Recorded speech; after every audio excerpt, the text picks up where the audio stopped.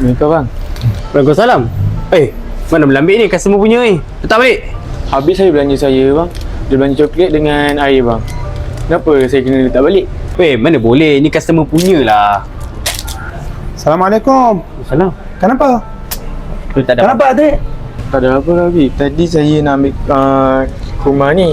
Lepas tu abang ni dia tarik tangan saya, lepas tu dah ambil kurma ni, dia jatuhkan kurma ni. Saya jalan sehari 5 jam. Lepas tu saya pula tak dapat hasil.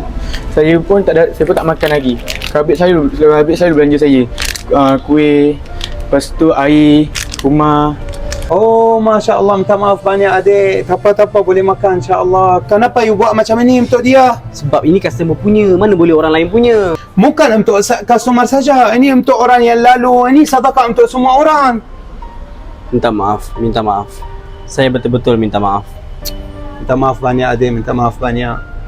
Tak apa, nak makan coklat hari-hari. Anytime. Lalu dekat sini, makan terus. Nak ambil air dari dalam, boleh juga. Tak apa, bismillah, Allah akan bagi rezeki. Ini yang orang usaha. Ini yang jaga family. Allahu Akbar. Berapa tinggal kuih ni? Bismillah.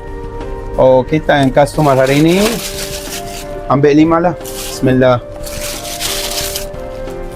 Okey, adik halal. Anytime lalu dekat sini ambil kurma.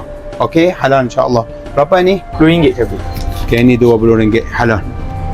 Terima kasih banyak Habib.